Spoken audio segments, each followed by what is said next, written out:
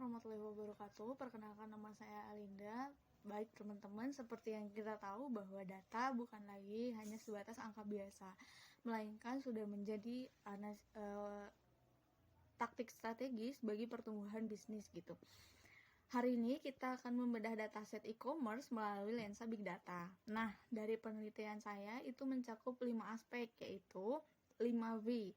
Yang pertama, volume yang mencakup jutaan transaksi data.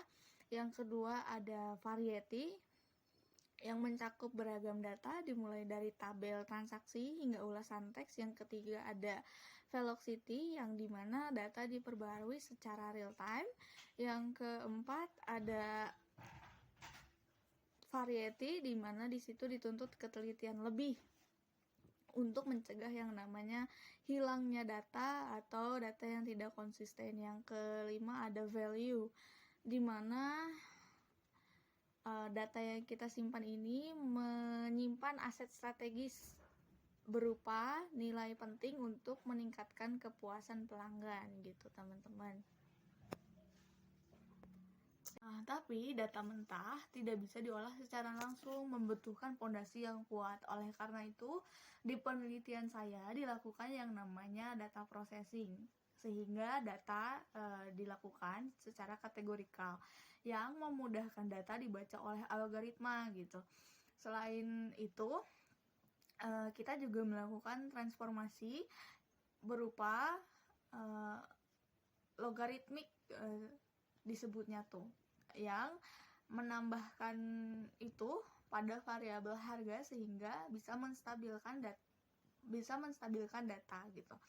Nah, selain kita melakukan data processing, kita juga melakukan yang namanya feature engineering, di mana kita mengkategorikan beberapa, di antaranya pengelompokan usia para konsumen gitu, dan seberapa cepat pengiriman yang dilakukan gitu. Dan dari kedua proses ini kita dapat menyimpulkan bahwa data kita dapat terjamin bersih, terstandarisasi. Selain itu bisa menampilkan hasil yang akurat gitu. Nah, lanjut ke tahap selanjutnya, yaitu EDA, eksplorasi data analisis. Nah, apa sih yang dikatakan data dalam penelitian saya?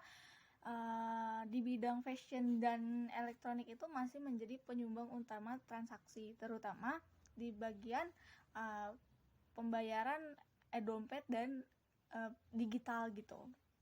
Tidak secara langsung masih menjadi dominasi pasar. Namun di sini ada kolerasi menarik, yaitu kolerasi negatif, bahwa pengiriman cepat atau lambatnya pengiriman itu mempengaruhi kepuasan pelanggan gitu. Nah, dari bantuan visualisasi, distribusi, dan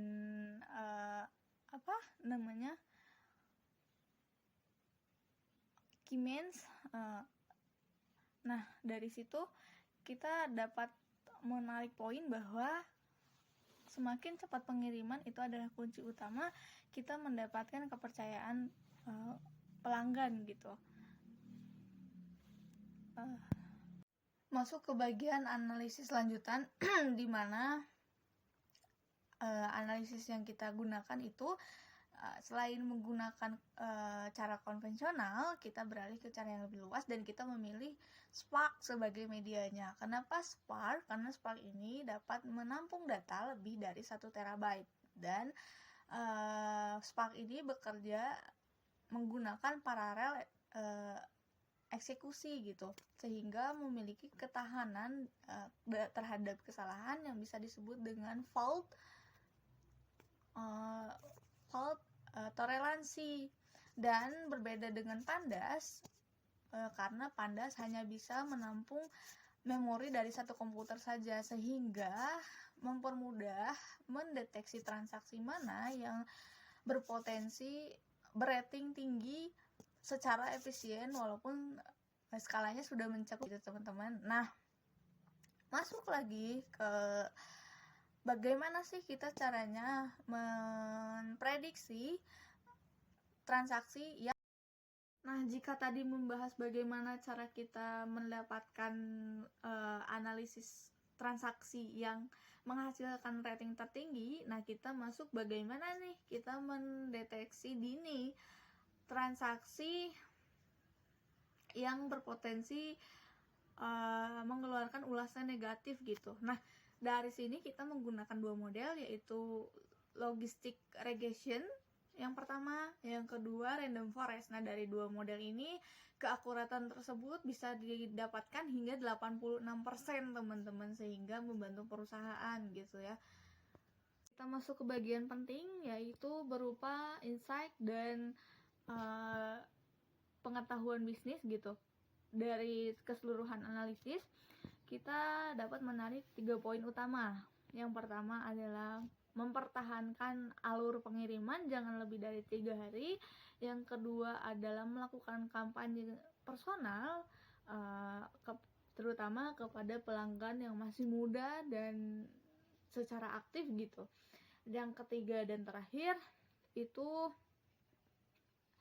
melakukan loyalitas kepada pelanggan dengan pengeluaran pembelanjaan tertinggi. Nah, penggunaan integritas data dan machine learning ini membantu kita memahami keadaan yang saat ini dan mengambil langkah bagaimana menjalankan bisnis ke depannya gitu teman-teman, sehingga data analisis ini sangat penting gitu dalam penggunaannya.